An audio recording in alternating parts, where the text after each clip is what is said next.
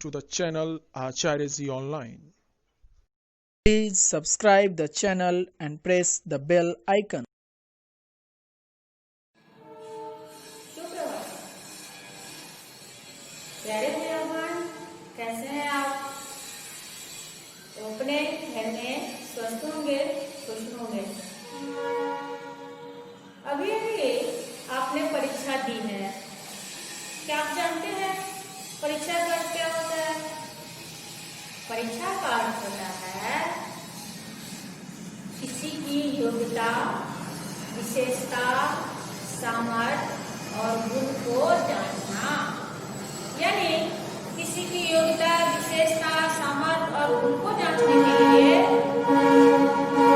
परीक्षा ली जाती है।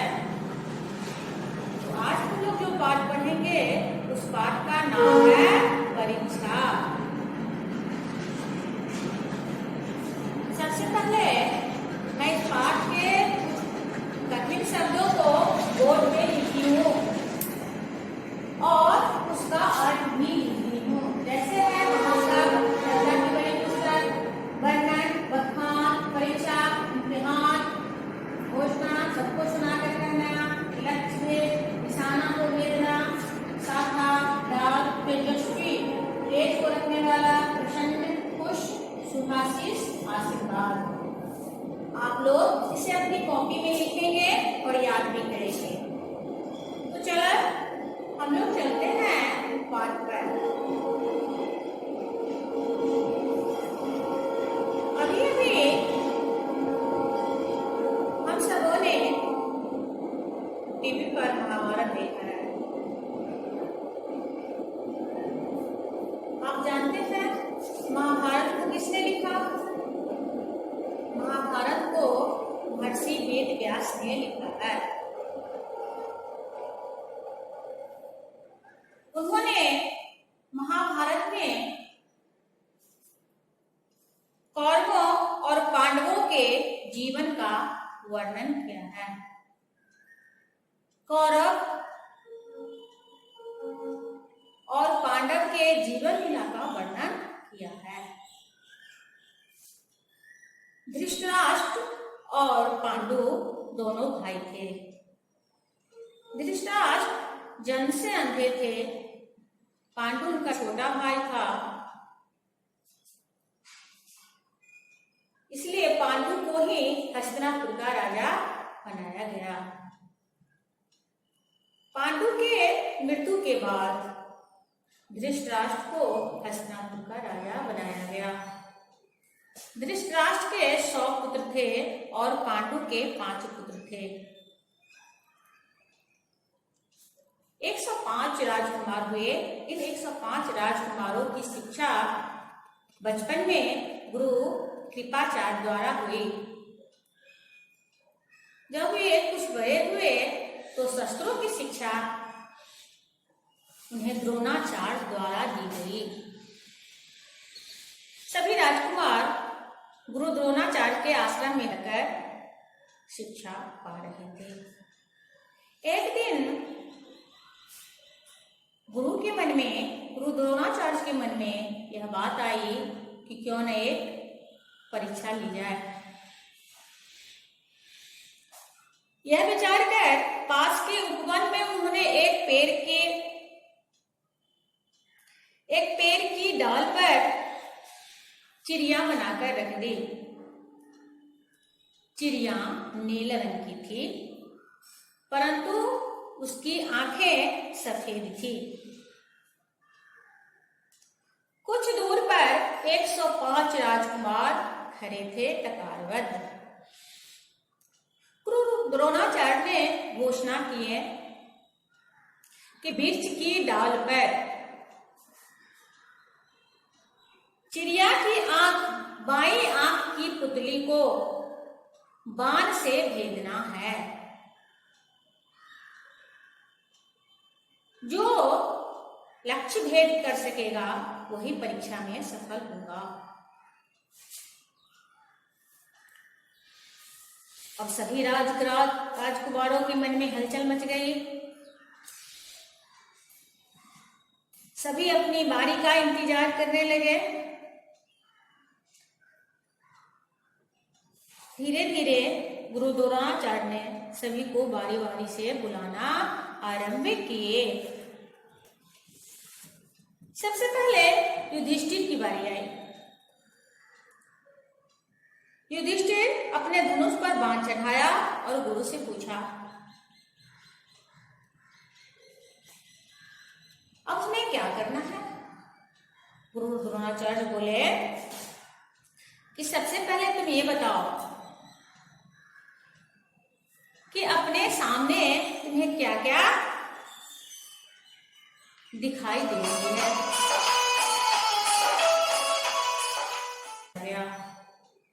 धृतराष्ट्र के 100 पुत्र थे और पांडु के 5 पुत्र थे। 105 राजकुमार हुए। इन 105 राजकुमारों की शिक्षा बचपन में गुरु कृपाचार्य द्वारा हुई। जब ये कुछ बड़े हुए तो शस्त्रों की शिक्षा उन्हें द्रोणाचार्य द्वारा दी गई। सभी राजकुमार गुरु द्रोणाचार्य के आश्रम में रहकर शिक्षा पा रहे थे। एक दिन गुरु द्रोणाचार्य के मन में यह बात आई कि क्यों न एक परीक्षा ली जाए। यह विचार कर पास के उपवन में उन्होंने एक पेड़ की डाल पर चिड़िया बनाकर रख दी। चिड़िया नीले रंग की थी, परंतु उसकी आंखें सफेद थी। कुछ दूर पर 105 राजकुमार खड़े थे कतारबद्ध। गुरु द्रोणाचार्य ने घोषणा की है कि वृक्ष की डाल पर चिड़िया की बाईं आंख की पुतली को बाण से भेदना है। जो लक्ष्य भेद कर सकेगा वही परीक्षा में सफल होगा। अब सभी राजकुमारों के मन में हलचल मच गई। सभी अपनी बारी का इंतजार करने लगे। धीरे धीरे गुरु द्रोणाचार्य ने सभी को बारी बारी से बुलाना आरंभ किए। सबसे पहले युधिष्ठिर की बारी आई। युधिष्ठिर अपने धनुष पर बाण चढ़ाया और गुरु से पूछा, अब तुम्हें क्या करना है? गुरु द्रोणाचार्य बोले कि सबसे पहले तुम ये बताओ कि अपने सामने तुम्हें क्या क्या दिखाई दे रही है। युधिष्ठिर ने उत्तर दिया, मैं अपने सामने वृक्ष, उसकी शाखा और शाखा पर बैठी चिड़िया को देख रहा हूं। द्रोणाचार्य ने पुनः पूछा कि क्या ये राजकुमार भी तुम्हें दिखाई दे रहे हैं? युधिष्ठिर ने कहा, हाँ, ये सभी राजकुमार दिखाई दे रहे हैं। द्रोणाचार्य ने युधिष्ठिर को लक्ष्य भेदन करने से मना कर दिया। इसके बाद कौरवों के बड़े भाई दुर्योधन की बारी आई। गुरुजी ने फिर दुर्योधन से भी वही प्रश्न पूछा। उसने भी वही उत्तर दिया। ऐसे करके एक एक करके सभी राजकुमार आए।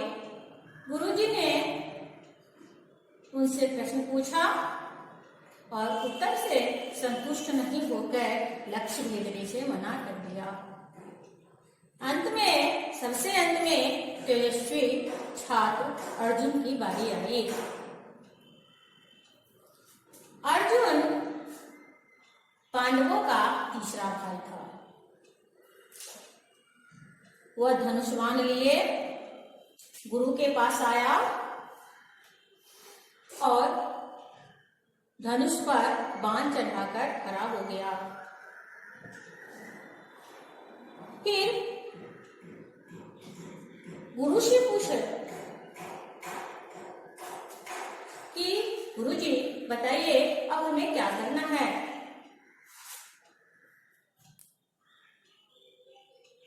गुरु द्रोणाचार्य ने अर्जुन से फिर वही प्रश्न पूछे, अब बताओ तुम्हें क्या दिखाई दे रहा है।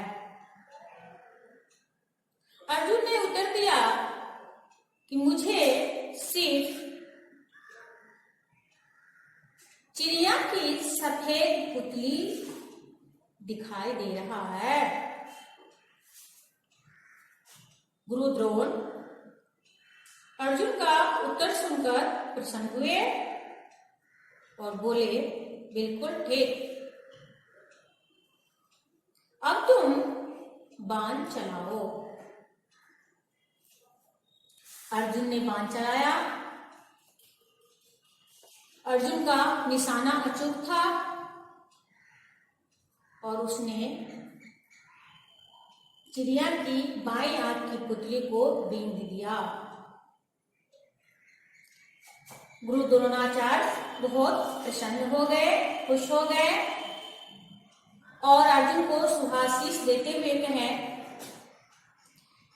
केवल लक्ष्य पर ध्यान रखने से विद्यार्थी सफल होता है। यानी जो विद्यार्थी अपने लक्ष्य पर ध्यान देता है वह जीवन में पूर्णतः सफल होता है। भैया बहनों, आपका जो लक्ष्य है यदि आप भी उस पर ध्यान देंगे तो निश्चित रूप से जीवन में सफल होंगे। अभी कुछ गृह कार्य मैं आपको दे देती हूँ। आप इसे अपनी कॉपी में लिखेंगे और याद भी करेंगे। पहला है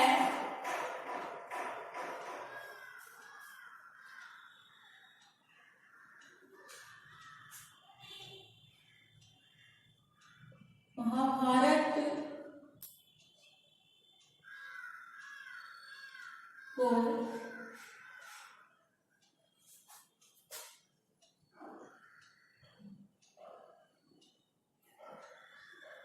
किसने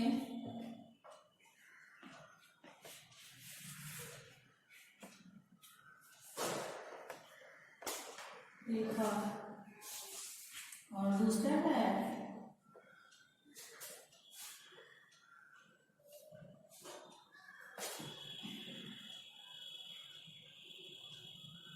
परीक्षा में कौन सफल हुआ।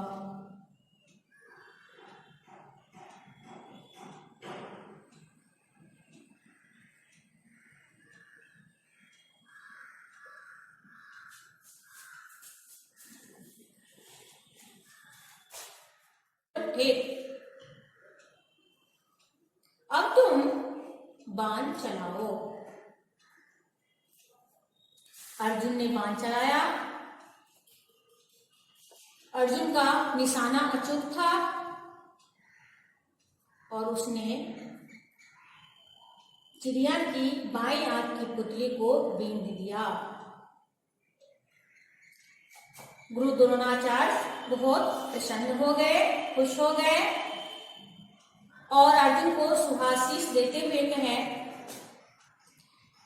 केवल लक्ष्य पर ध्यान रखने से विद्यार्थी सफल होता है। यानी जो विद्यार्थी अपने लक्ष्य पर ध्यान देता है वह जीवन में पूर्णतः सफल होता है। भैया बहनों, आपका जो लक्ष्य है, यदि आप भी उस पर ध्यान देंगे तो निश्चित रूप से जीवन में सफल होंगे। अभी कुछ ग्रीक कार्ड मैं आपको दे देती हूँ, आप इसे अपनी कॉपी में लिखेंगे और याद भी करेंगे। पहला है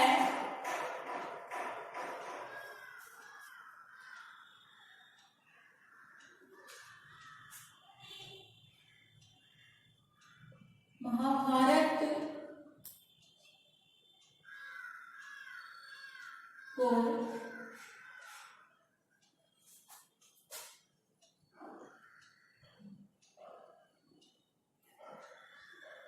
किसने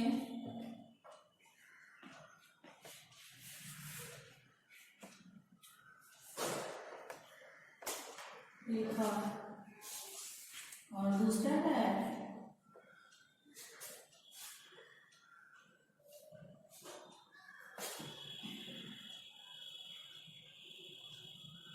परीक्षा में कौन सफल हुआ।